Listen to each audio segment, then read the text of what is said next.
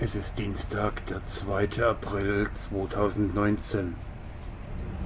Ein scheinbar ganz normaler Tag im Leben des Wolfgang B. Er hat sich ein Baden-Württemberg-Ticket erster Klasse gekauft und sitzt gerade im Interrigo Express von Karlsruhe nach Stuttgart. Doch ist dieser Tag wirklich so normal? Schauen wir noch mal etwas genauer hin. Und was sehen wir? Hallo? Eben war doch noch 10:49 Uhr. Wo ist die Stunde hin? Sind wir jetzt nicht nur in einen Tunnel, sondern auch in eine Zeitschleife geraten? Macht am Ende die Bahn ihre Verspätungen so selbst? Oder reduziert sie dadurch? Fragen über Fragen. Aber eigentlich ist die Antwort ganz einfach.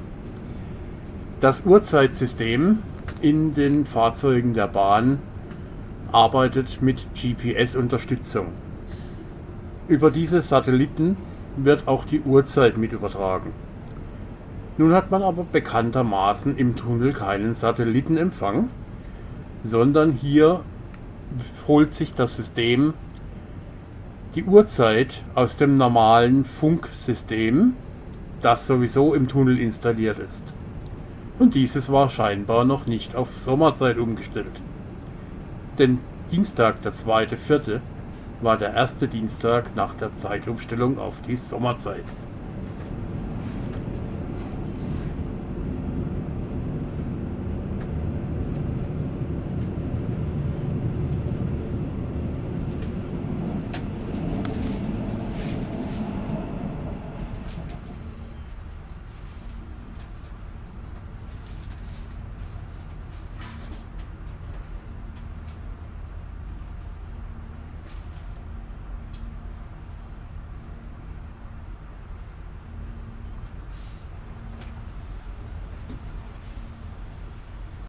Ja, wunderhübschen guten Morgen. Ich sitze hier gerade gemütlich in einem IC2 von Stuttgart Richtung Singen runter, beziehungsweise wir stehen noch in Stuttgart.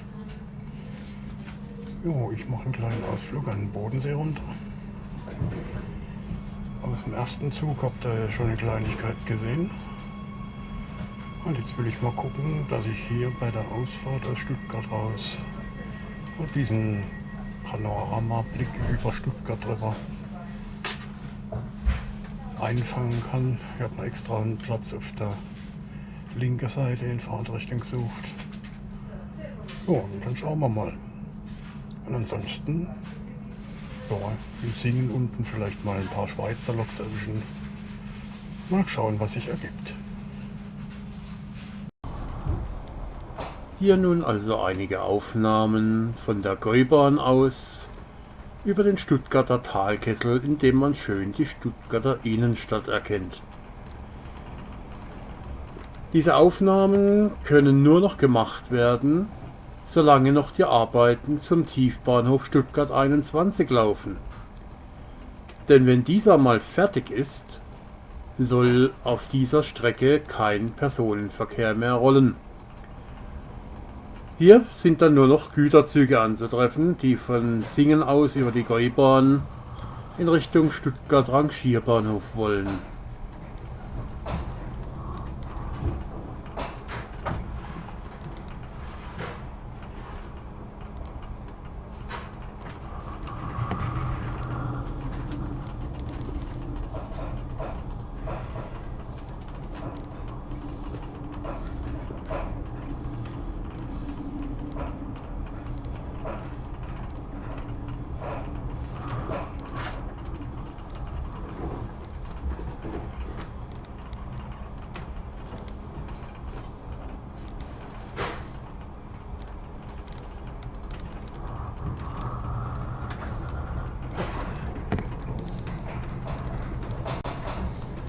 Noch ein Wort zum IC2 auf dieser Strecke.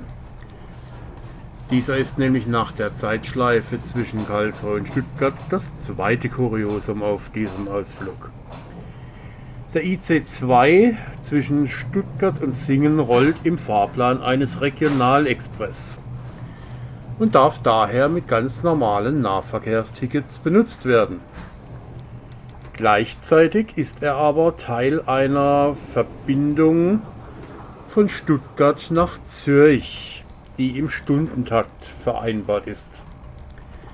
Da nun aber der IC2 keine Zulassung für die Schweiz hat, steht in Singen bei Einfahrt des IC2 schon eine Schweizer IC-Garnitur als Anschlusszug nach Zürich bereit. Nach dem Aussteigen der Fahrgäste in Singen fährt die IC2-Garnitur im Übrigen scheinbar aus Platzgründen leer eine Station weiter nach Radolfzell, um dort abgestellt zu werden. Kaum in Singen angekommen und auf dem Bahnsteig etwas zurückgelaufen, kommt von Schaffhausen her schon der Gegenzug Richtung Stuttgart eingefahren, gezogen von einer RE44 der SBB Cargo. Da Züge der Relation Zürich-Stuttgart oder Gegenrichtung in Singen sowieso einen Richtungswechsel vollziehen müssen, findet hier auch ein Lokwechsel statt. Und schon kommt das nächste Kuriosum um die Ecke. Normalerweise würde man ja erwarten, dass in Deutschland auch auf eine Schweizer Garnitur eine deutsche Lok kommt. Doch weit gefehlt. Aber eine SBB-Lok ist es auch nicht. Ja, was kommt denn dann? Ja, richtig. Ein ÖBB Taurus. Dieser hier noch mit dem sinnigen Namen Robert. Entschuldigung, aber das konnte ich mir jetzt echt nicht verkneifen. Wie diese Lok zu diesem Namen kommt, bei dem ich gezwungenermaßen an dieses komische Geschrei denken muss, weiß ich auch nicht. Wenn es von euch jemand weiß, schreibt es mir bitte in die Kommentare. Aber es ist auf jeden Fall so, dass die IC von Zürich nach Stuttgart, die in Singen einen Lokwechsel haben, von ÖBB Taurus gezogen werden.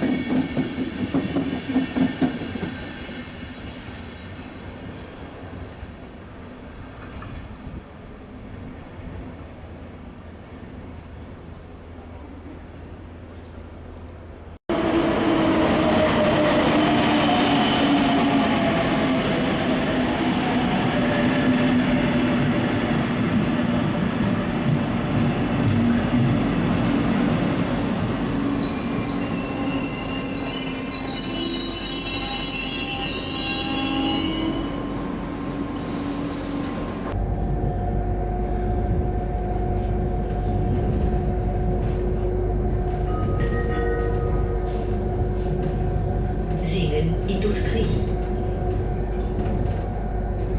Zur Weiterfahrt nutzte ich den Seehas, ein Nahverkehrsangebot der Schweizer Bundesbahnen auf der Relation Engen-Konstanz.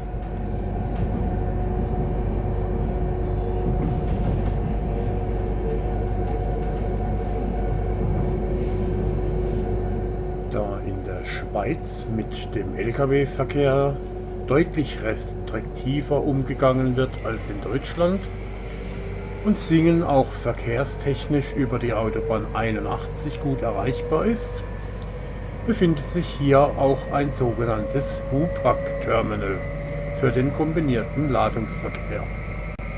Von hier aus wird von Montag bis Freitag im Nachtsprung ein Zugpaar nach Duisburg angeboten und über den Tag verteilt bis zu 5 Zugpaare nach Italien.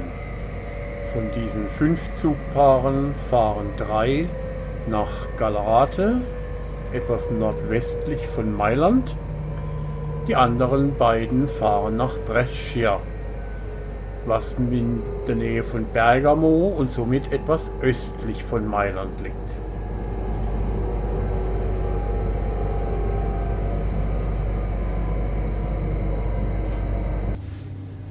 Ab Radolfzell verläuft die Badische Hauptbahn mehr oder weniger dicht am Ufer des Untersees, des kleineren Teil des Bodensees entlang. Mit dem auch Obersee genannten größeren Teil des Bodensees ist der Untersee bei Konstanz durch den 4 Kilometer langen Seerhein verbunden. Der Wasserspiegel des Untersees liegt im langjährigen Mittel 20 cm unter dem des Obersees. Die Zählung der Rheinkilometer beginnt im Übrigen am östlichsten Punkt des Seerheines, also an der Rheinbrücke in Konstanz, über die wir nachher in den Bahnhof Konstanz einfahren.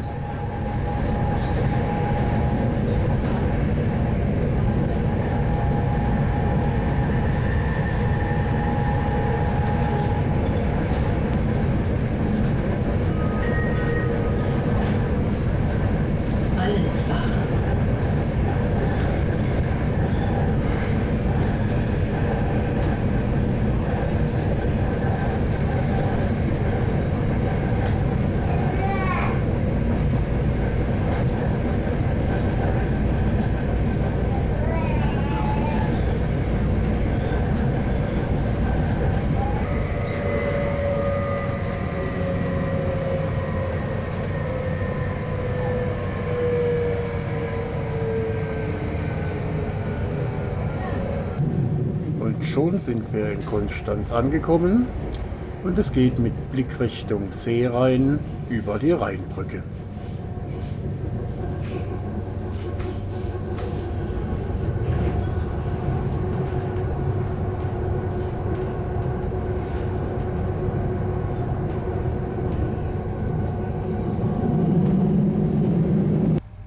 Zur Rückfahrt nach Karlsruhe nutzte ich zunächst einen Regionalexpress nach Offenburg. Zufälligerweise stand ein Seehas bei der Abfahrt direkt neben uns.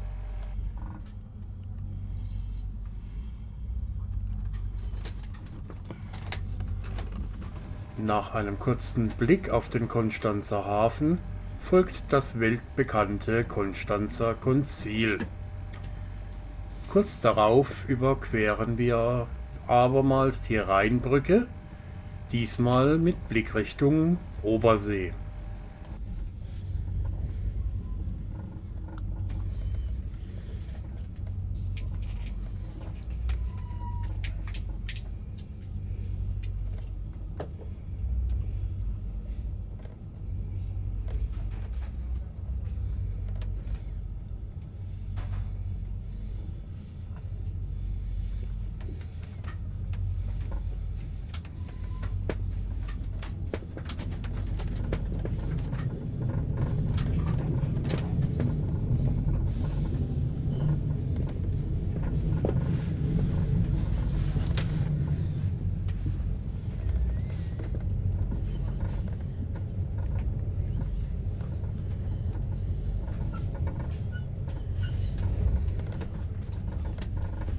Nächste Station: Konstanz-Petershausen.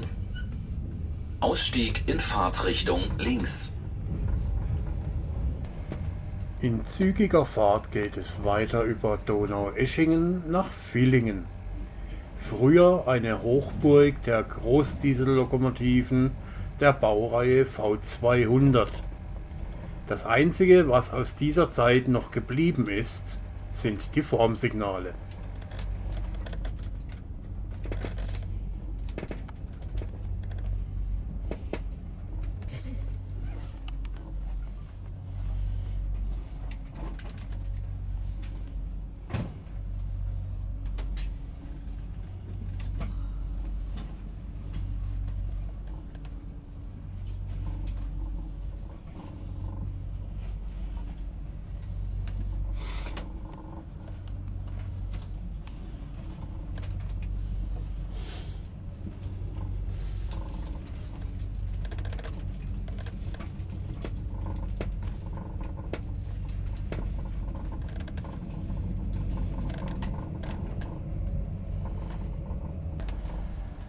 Wir sind jetzt gerade in St. Georgen abgefahren und erreichen in Kürze im Sommerautunnel den höchsten Punkt der Strecke mit 832 Metern über Normalnull.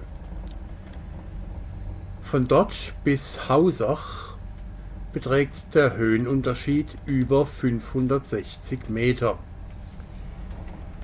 Da die Entfernung jedoch nur knapp 21 Kilometer beträgt, wäre dies für eine normale Adhäsionsbahn eigentlich zu steil.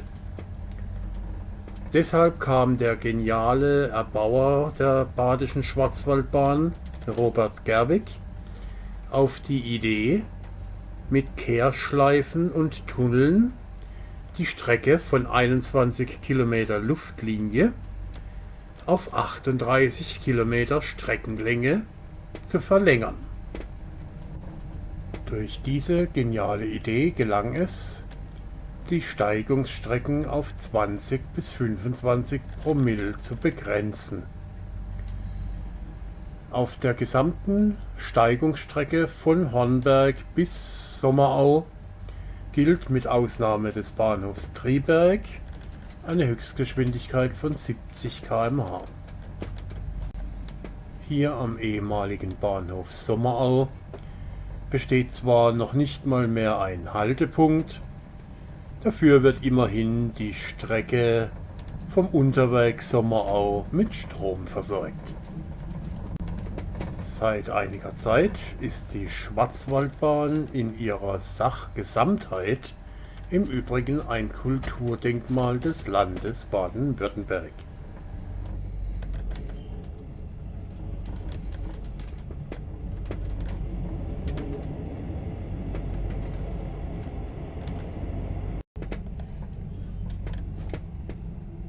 Ja, wir sind jetzt also auf der Schwarzwaldbahn. Und es geht jetzt hier stetig bergab. Wir sind noch vor der ersten Kehrschleife. Und mit der zweiten Kehrschleife erreichen wir ja dann Triberg. Insgesamt hat die Schwarzwaldbahn ja 4 solcher Kehrschleifen.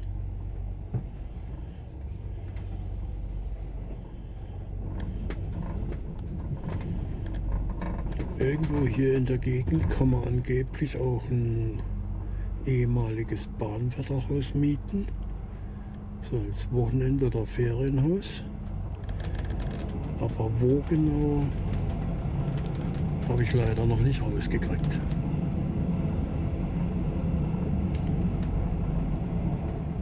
So, wir beginnen jetzt mit der ersten Kehre.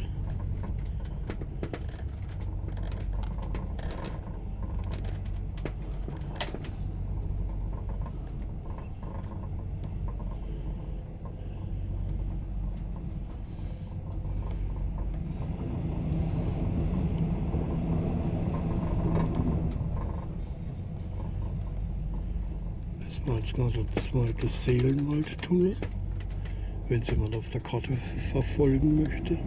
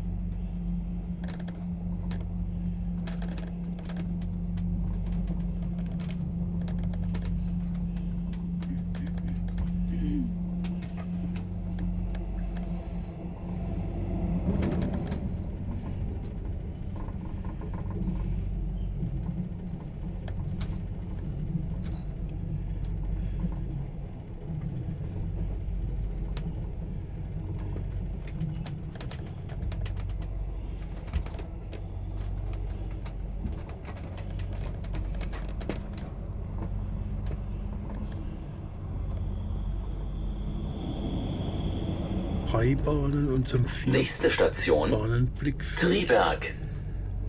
Ausstieg in Fahrtrichtung rechts. Und jetzt sind wir gerade mitten in der zweiten Kehre.